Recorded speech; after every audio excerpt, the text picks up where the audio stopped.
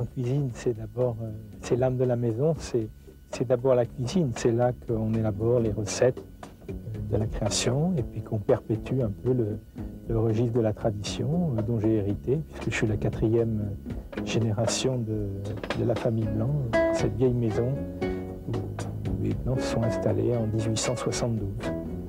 Alors le temps de faire la cuisine, bien sûr que si, c'est sûr qu'aujourd'hui, je suis plus chef d'orchestre et compositeur qu'instrumentiste. Et je suis plus utile dans ce rôle-là parce que ça correspond mieux à ma sensibilité de diriger un petit peu cet orchestre et d'avoir toujours des idées, des réflexions sur l'évolution de la cuisine ici et de manière plus générale. Les gens qui arrivent à Venat ne se sentent pas obligés de manger toujours chez Georges Blanc, lieu de fête, une table un peu privilégiée. Ils peuvent aller à l'ancienne auberge et retrouver les racines de la famille, puisque là-bas on fait une cuisine de terroir avec un répertoire tout à fait traditionnel.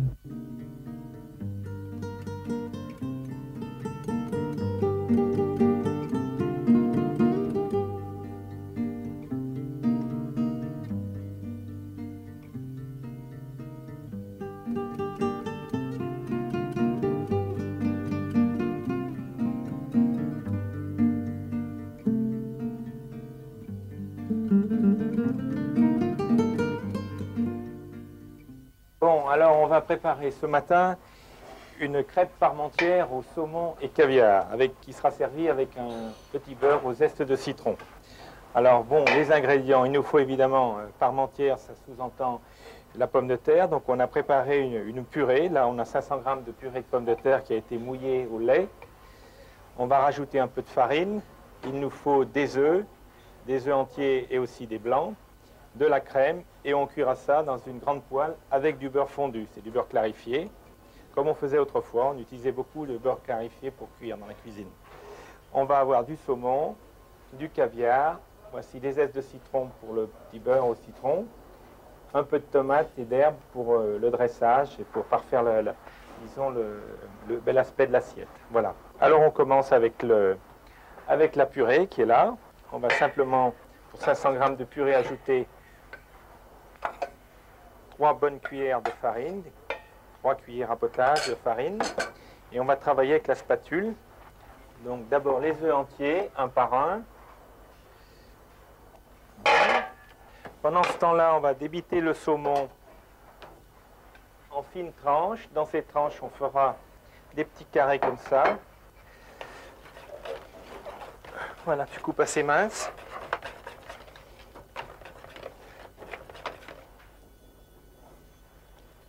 Voilà. Pas mettre trop de crème au départ. Toujours possible d'en rajouter après, mais pas en enlever si on en a trop mis. C'est à peu près la consistance de la crème pâtissière, hein. Pas que ce soit trop liquide. Là, je pense qu'on est bon. Voilà. On montre. Alors, vous voyez, c'est très simple. On a débité le saumon en petits carrés. On met une bonne cuillère de caviar, comme ça. Il suffit de remettre dessus. Voilà. Le saumon. Voilà. Ça, c'est le beurre fondu qu'on met dans une poêle. La cuisson se fait à haute température, hein, comme une omelette. On va saisir la crêpe et on va faire glisser le petit sandwich de saumon et caviar sur la crêpe et on va cuire simultanément la crêpe et le saumon. Très simple.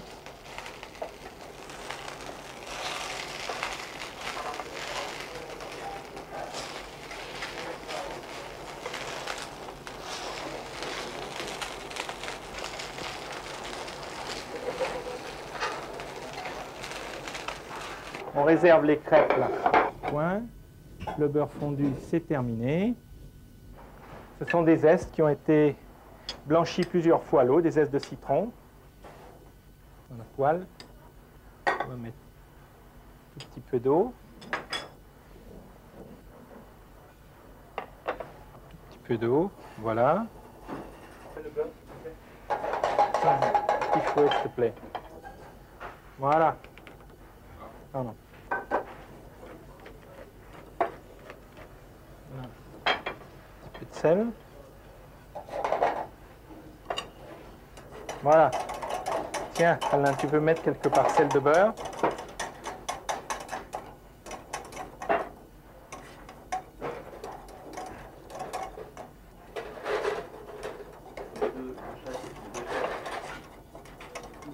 Encore. Ce sont des petits losanges de tomates qu'on va mettre comme ça pour la décoration. Voilà. On va peut-être en mettre 2 de crêpes. On va mettre, vous voyez qu'on a laissé les zestes dedans. Et on a un beurre au citron qui est très agréable, qui va donner un peu d'acidité. Le citron se marie bien avec le saumon. Le caviar apporte un peu de son caractère. On va mettre 2 crêpes par personne. Celle-ci qui me plaît bien. Hein. Voilà. Voilà. Une adaptation d'une vieille recette, puisque c'était ma grand-mère qui avait inventé les crêpes bonassiennes. Et on les a enrichies avec le saumon et le caviar. La crêpe parmentière au saumon et caviar, avec son beurre au citron.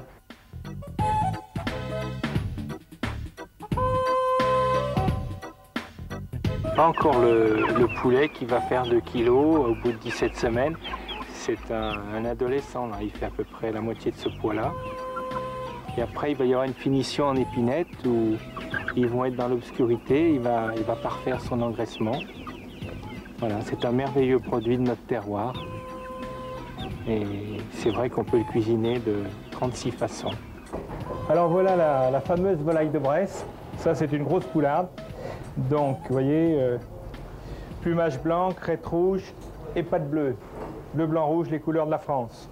Seule volaille d'appellation d'origine contrôlée, nourrie au grain et au lait, exclusivement en liberté, sur un parcours herbeux. Alors ça donne une volaille de grande qualité. Alors on va vous la préparer de la façon la plus traditionnelle, dans la tradition bressane évidemment, avec une préparation à la crème. Alors voilà le poulet qui a été découpé en 8 morceaux avec le cou coupé. On a mis à chauffer dans du beurre les morceaux, on va les saisir, les assaisonner. Voilà.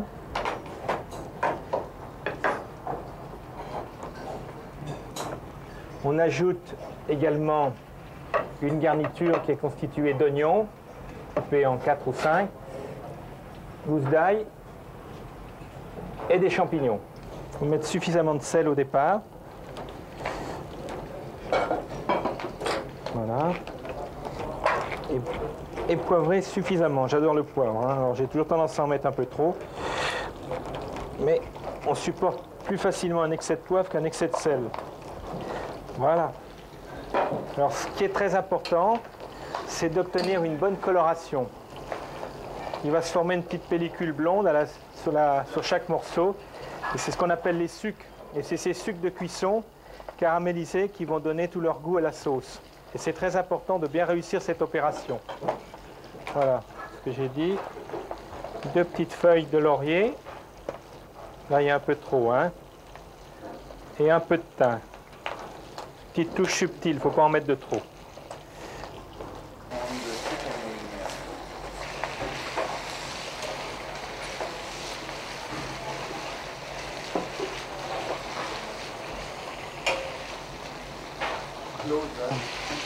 Là, on a une bonne coloration. On va pouvoir commencer à mouiller avec le vin blanc.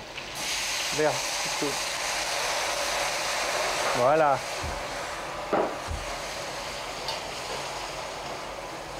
Alors, vous voyez, le vin blanc a dissous tous les sucres. Et maintenant, on va pouvoir mettre la crème. On va mouiller à hauteur avec la crème. Et le poulet va cuire dans la crème. Et la crème va absorber tous les sucres intéressants du point de vue de la sapidité. On va couvrir maintenant pour finir la cuisson. Voilà. 40 minutes plus tard, la poularde doit être cuite. Voilà. On va piquer les morceaux. Oui, c'est bon. Dès que la sauce a réduit, elle a pris une belle consistance. c'est de prévoir un tout petit peu d'eau, Alain, pour la détendre. Elle est un tout petit peu épaisse. Voilà.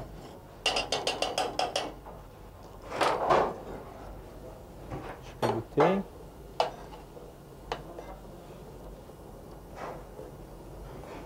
Elle a vraiment beaucoup de parfum. Voilà, on va la verser comme ça. Voilà. On a décanté les morceaux, vous voyez, pour enlever toute la garniture d'aromates. Les champignons ont complètement fondu. Voilà. On est prêt pour la dégustation. Alors en garniture, on peut évidemment prévoir un riz. On peut prévoir toute une garniture de légumes de saison. Et pourquoi pas des petites crêpes bonassiennes, mais sans le saumon et sans le beurre au citron. Voilà, la fricassée de poularde de Bresse à la crème, comme on le fait traditionnellement depuis très très longtemps ici en Bresse. Bien alors, en dessert, on a prévu une meringue glacée, groseille, avec des fruits rouges de saison, des fraises des bois et des framboises. Alors on va vous expliquer. Pour faire la meringue, alors c'est une meringue française. Voilà, elle a déjà été montée avec sucre glace et sucre en poudre. Voilà, on va la mettre dans une poche et vous montrer le dressage sur la plaque. Voilà. On va faire des petits ronds qu'on cuira puisqu'on va les superposer après. Vas-y, montre-nous. Voilà. On peut les faire plus grands, on peut faire des formes carrées. Fais-nous une forme carrée si on veut. Ça, ce sont des petites, on peut faire des plus grosses. Alors la différence entre la meringue française, là, que je préconise pour cette recette, et la meringue italienne, c'est qu'elle est beaucoup plus, elle sable un petit peu, elle est moins dure, elle est plus agréable sous la dent. Et elle colle moins évidemment. Alors, on va la mettre cuire au four sur une plaque avec un papier de cuisson. Et puis on va vous montrer quand elles sortent du four. Tiens, approche-moi la plaque là, qui a été cuite. Vous voyez, elles ont pris une légère coloration. Elles sont, on peut en prendre une, vous voyez, elles sont très, très friables et c'est ça qui est intéressant dans cette meringue. On a mis des framboises dans un chinois qu'on a pressé avec un peu de sucre glace et un jus de citron. Alors, choisir des beaux fruits rouges, il peut y avoir des petites fraises, des framboises ou des fraises des bois. Alors, cette crème vanille qu'on vous a montrée au moment de la présentation des ingrédients, c'est une crème qui est en fait une pâtissière qui a enrichi avec du beurre. Voilà. Avec beaucoup de vanille. Vous voyez la présence des petits grains de vanille, c'est la vanille naturelle qui donne tout son parfum à cette crème. Alors, sur le dessus, on va mettre un tout petit peu de crème, comme ceci.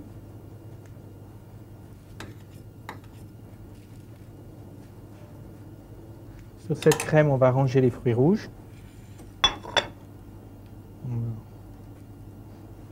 On peut alterner framboise et fraises des bois sur la même, ou alors faire carrément...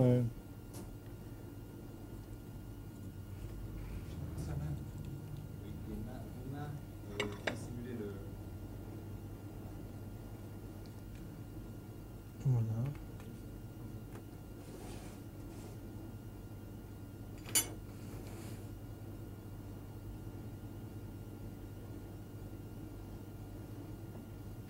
Faire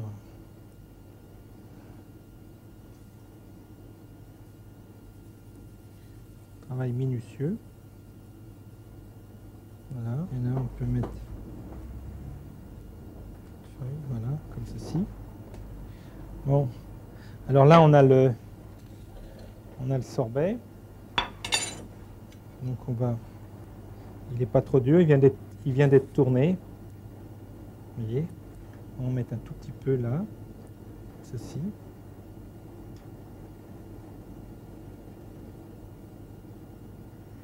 Voilà. C'est tout simple, c'est tout. On pose ça sur le truc, sur la glace. Tu as un petit peu de crème, un cornet. Tu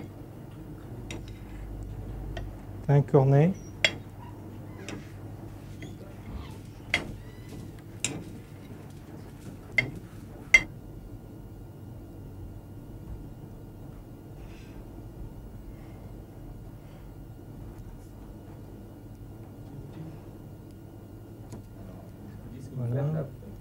faut une petite décoration avec la crème, comme ça.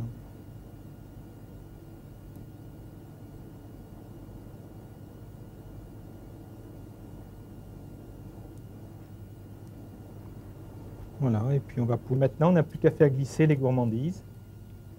On va les mettre... Là, ce sont fraises des bois et framboises. Alors évidemment, on peut faire une plus grosse gourmandise où on mettrait une rangée de fraises des bois, une rangée de framboises, une rangée de petites fraises.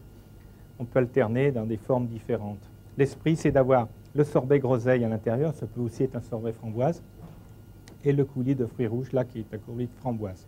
C'est ce qui va le mieux, la framboise. Simplement une framboise pressée dans un chinois avec un petit peu de jus de citron et du sucre glace.